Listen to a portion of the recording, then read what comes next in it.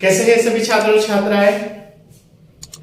चलिए, बहुत अच्छी बात है, आप सब स्वस्थ रहे, अच्छे रहे और आप पढ़ते रहे कंटिन्यूटी के साथ। ये हमारी सबकी उपलब्धि होगी और एक कॉम्पिटिटिव की यही सबसे बड़ी क्वालिटी होती है कि वो अपने को अपडेट भी रखता है और वो अपनी चीजों को कंटिन्यूटी के साथ काम भी करता है और कंटिन्यूटी के साथ साथ वो एक अपने लक्ष्य को भी ध्यान में रखता है कि मेरा लक्ष्य वो है।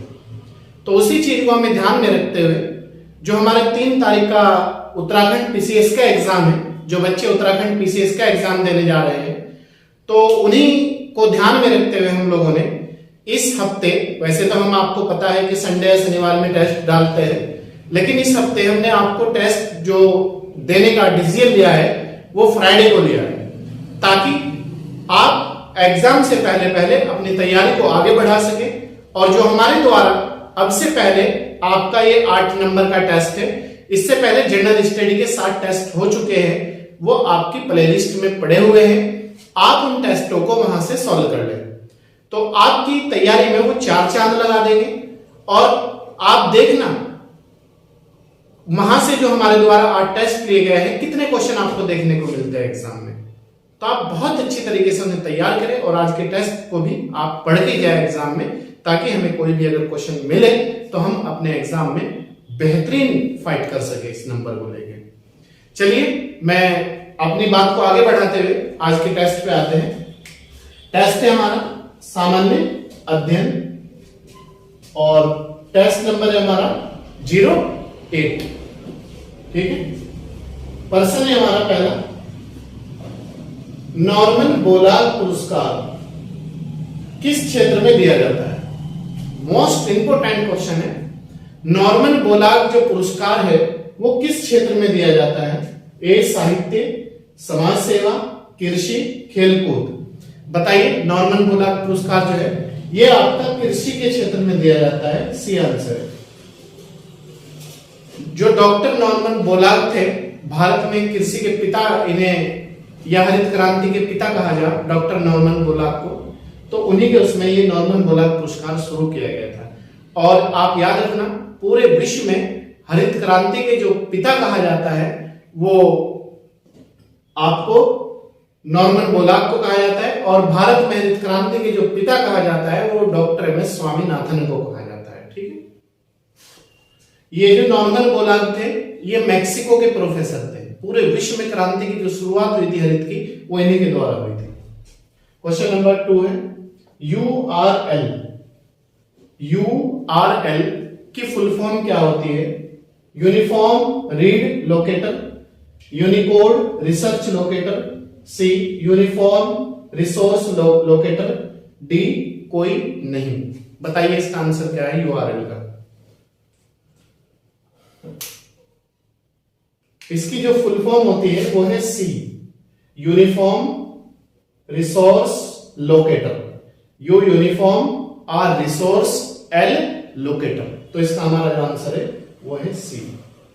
क्वेश्चन नंबर 3, OS और IS की भाषा कहलाती है। जो OS है और IS है, इनकी जो भाषा है वो क्या कहलाती है? बाइनरी भाषा, ये कंप्यूटर से संबंधित क्वेश्चन है। जावा भाषा, C++ भाषा, डी सी भाषा। बताइए, ये जो है OS और IS की जो भाषा है वो बाइनरी भाषा कहलाती है। ये कंप्यूटर में बाइनरी भाषा है, OS और IS। ठीक है, क्वेश्चन नंबर 4, क्योटो प्रोटोकॉल किससे संबंधित है? क्योटो प्रोटोकॉल किससे संबंधित है? एक सम्मेलन हुआ था क्योटो प्रोटोकॉल, तो वो उसका संबंध किस क्षेत्र से है? ए ओजोन सरण, ओजोन जो परत है जो उसमें छेद होता जा रहा है उसे बचाने के लिए है। खतरनाक अपशिष्ट, जहरीले पदार्थ, सी जलवायु परिवर्तन। तो बताइए, ये सम्मेलन जो क्योटो प्रोटोकॉल सम्मेलन था ये किस विषय को लेकर हुआ था? ये जो हमारा सम्मेलन था ये जलवायु परिवर्तन को लेके हुआ था। तो क्योटो प्रोटोकॉल का जो संबंध है वो जलवायु परिवर्तन से है। जो आप देख रहे हो गर्मी बढ़ती जा रही, टेम्परेचर बढ़ता जा रहा और हर चीज प्रदूषित होती जा रही, जहरीले पदार्थ होते जा रहे हैं और जो हमारी हवा है वो भी कहीं ना कहीं उसमें मिक्सचर चीजें होती जा रही है, क्योंकि उसके द्वारा हम सांस लेते हैं और वो सांस में भी हमें प्रॉब्लम करनी शुरू हो जाती है। तो इन्हीं चीजों को लेकर और इन्हीं चीजों से निपटने के लिए क्योटो प्रोटोकॉल जो सम्मेलन हुआ था वो जलवायु परिवर्तन से लेकर बातें हुई थी इसमें, और उसमें अपने अपने विचार रखे गए थे और इस चीज पे आगे बढ़ने की शपथ ली गई थी। इसके बाद है क्वेश्चन नंबर 5, डेंगू बुखार किसके द्वारा होता है?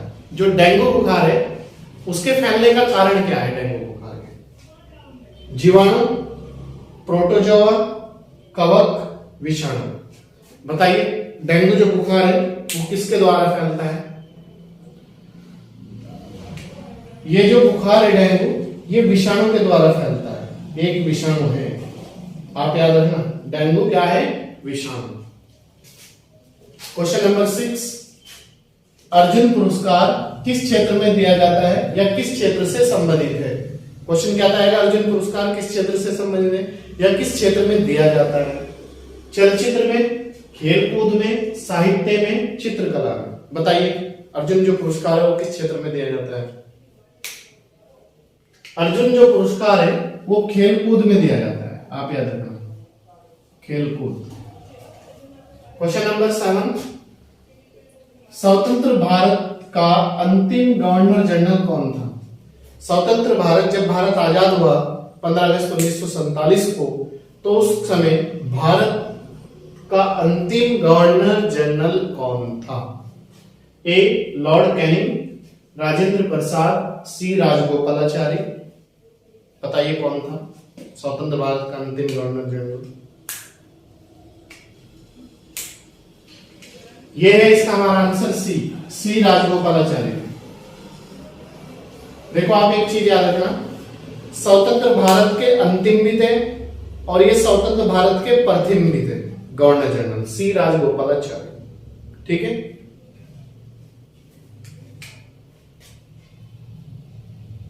और ये प्रथम भारतीय भी थे, स्वतंत्र भारत के प्रथम भारतीय और अंतिम गवर्नर जनरल। तो क्वेश्चन आपका हो जाएगा सी। और अगर ये पूछे अंतिम अंग्रेज गवर्नर जनरल कौन थे, तो फिर हो जाएगा लॉर्ड माउंटबेटन। क्वेश्चन नंबर 8, विश्व का सबसे ऊंचा झरना कहां पर स्थित है? झरना जो पानी गिरता है जहां से, जलप्रपात कहते हैं जिसे हम। ये Venezuela, B America, C Brazil, D France. बताइए कहां पर स्थित है? Venezuela, America, Brazil, France. ये आपका है वेनेजुएला।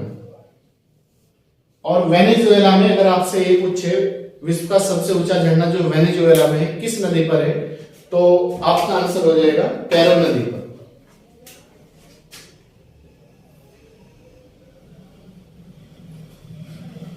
कैरो नदी पर। और अगर ये पूछे कहां पर है, तो ये है आपका साउथ अमेरिका में, दक्षिण अमेरिका में।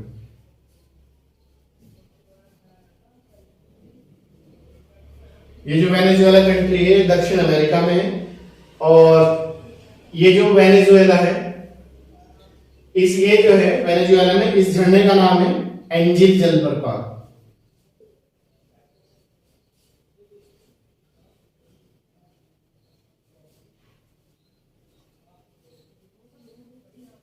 तो अब याद रखना, आप 3 से 4 क्वेश्चन बनते हैं आपके लिए। जो विश्व का सबसे ऊंचा झरना है वो वेनेजुएला में है, किस नदी पर है? कैरो नदी पर है। कहां पर है वेनेजुएला? दक्षिण अमेरिका में है। और उसका जो विश्व का सबसे ऊंचा झरना है उसका क्या नाम है? एंजिल जलप्रपात। ठीक है, तो 4 क्वेश्चन आपके यहीं से बनते हैं, आप इसे बहुत अच्छी तरीके से पढ़ें और याद करें। क्वेश्चन नंबर नेक्स्ट 9, निम्न में कौन सी खरीफ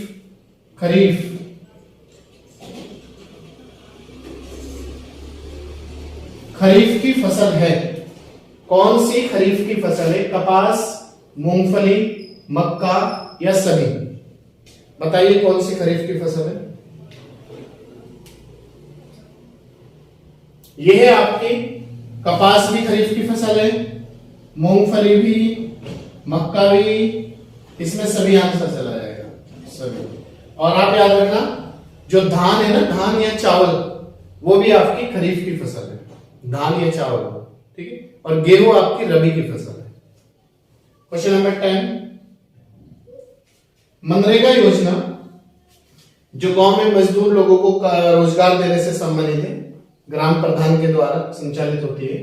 मनरेगा योजना में मजदूरों को मजदूरी का भुगतान किया जाता है किस प्रकार? मनी ऑर्डर से, नगद मतलब कैश, बैंक खातों से, या कोई नहीं? बताइए कैसे होता है मजदूरी का भुगतान इसमें? यह होता है आपका बैंक खाते से, बैंक खाते में ट्रांसफर करे जाते हैं उनके पैसे, ठीक है। इसकी जो देख रेख करता है वो गांव का प्रधान करता है। जो गांव के मजदूर लोग होते हैं उन्हें रोजगार प्रदान किया जाता है मनरेगा के अंतर्गत। और मनरेगा का जो संचालन होता है वो ग्रामीण विकास मंत्रालय के द्वारा होता है, आप याद रखना। क्वेश्चन नंबर 11, एक ग्राम पंचायत में कम से कम, याद रखना, कम से कम और अधिकतम वार्ड होते हैं। मतलब एक ग्राम पंचायत में कम से कम कितने वार्ड हो सकते हैं और अधिकतम कितने वार्ड हो सकते हैं? क्वेश्चन ये है। ए ऑप्शन 3 से 15, बी 5 से 15, सी 5 से 10 और डी 3 से 8 तक। बताइए कितने वार्ड हो सकते हैं ग्राम पंचायत में, कम से कम और ज्यादा से ज्यादा? 3 और कम से कम 3 या 15, कम से कम 5 और 15, कम से कम 5 और 10, और डी कम से कम 3 और ज्यादा से ज्यादा 15। इसका जो हमारा आंसर है वो है बी, कम से कम 5 हो सकते हैं और अधिक से अधिक 15 वार्ड हो सकते हैं एक ग्राम पंचायत में। और ग्राम पंचायत का जो मुखिया होता है वो ग्राम प्रधान होता है। और ग्राम प्रधान की जो नियुक्ति होती है वो गांव की जनता जो होती है, जिसने 18 वर्ष की आयु प्राप्त कर ली है और जिसकी एज 18 हो चुकी है, वो डायरेक्ट प्रत्यक्ष रूप से उसका निर्वाचन करते हैं। और ग्राम प्रधान बनने के लिए 21 वर्ष की एज होनी आवश्यक है, न्यूनतम आयु। इसके बाद क्वेश्चन नंबर 12 है हमारा, मनरेगा के अंतर्गत कम से कम कितने प्रतिशत काम कृषि से संबंधित होता है? याद रखना जो मनरेगा है इसमें कितने प्रतिशत काम कृषि से जुड़े हुए कार्यों से होता है? ए 90%, बी 60%, सी 70%, डी कोई नहीं। बताइए कितने प्रतिशत काम मनरेगा में कृषि कार्यों से जुड़े हुए होते हैं? इसमें हमारा आंसर हो जाएगा बी, 60% काम ऐसे जो कृषि कार्यों से होते हैं इसमें। क्वेश्चन नंबर 13, राष्ट्रीय ग्रामीण विकास एवं पंचायती राज संस्थान कहां पर स्थित है? राष्ट्रीय ग्रामीण विकास एवं पंचायती राज संस्थान कहां पर स्थित है? लखनऊ, दिल्ली, हैदराबाद और डी है कोई नहीं। 3 में से आप ऑप्शन कर लें, लखनऊ, दिल्ली, हैदराबाद। बताइए राष्ट्रीय ग्रामीण विकास एवं पंचायती राज जो संस्थान है वो कहां पर स्थित है? ये आपका हैदराबाद में सही आंसर है हमारा। क्वेश्चन नंबर 14, प्रसिद्ध पुस्तक इंडिका किसके द्वारा लिखी गई थी? जो इंडिका पुस्तक है वो किसके द्वारा लिखी गई है?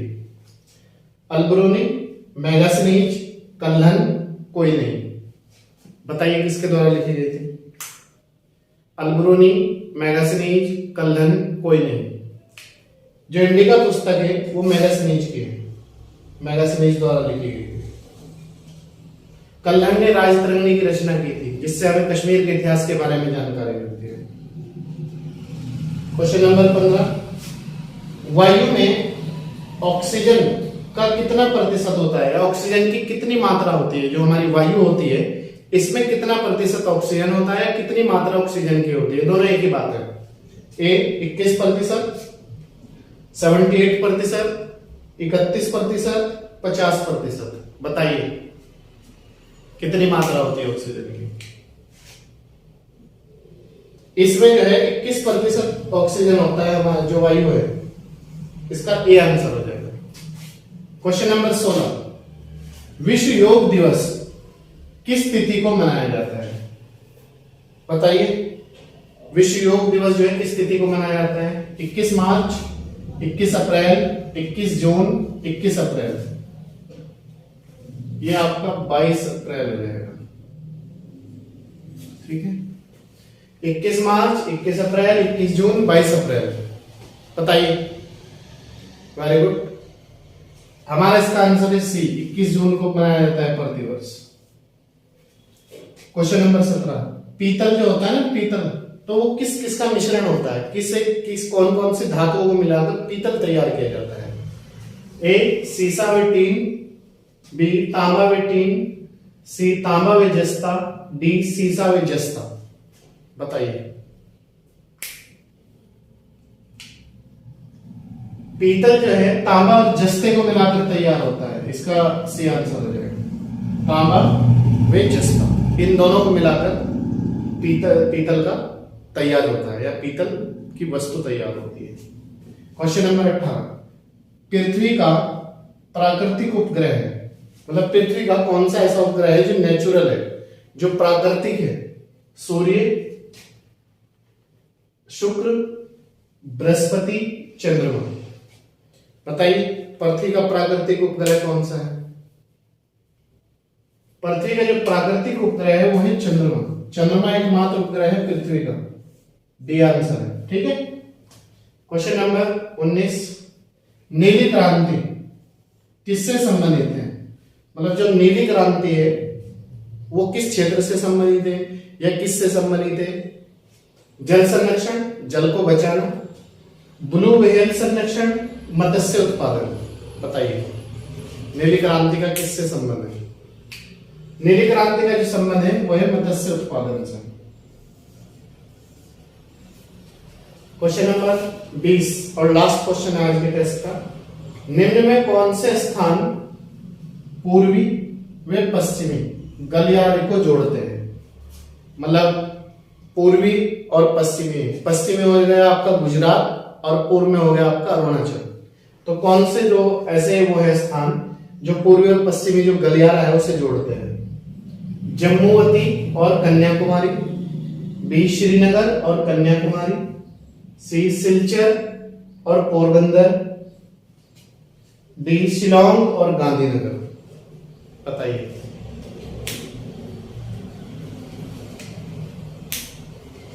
इसका आंसर हो जाएगा हमारा बी, सिलचर और पोरबंदर। सिलचर आपका असम में है और पोरबंदर आपका गुजरात में है। देखो, ये हमारा, ये तो है आपका जम्मू कश्मीर से कन्याकुमारी उत्तर दक्षिण गलियारा, और ये है आपका पोरबंदर, ये गुजरात में है ये, और ये जो सिलचर है ये यहाँ पर है असम में। तो ये पूर्व पश्चिम गलियारा, पश्चिम पूर्व गलियारा पोरबंदर से सिलचर तक स्थित है, या सिलचर टू पोरबंदर एक ही बात है। तो ये था आज के हमारे जो टेस्ट था 20 नंबर का, वो हमने कंप्लीट किया है।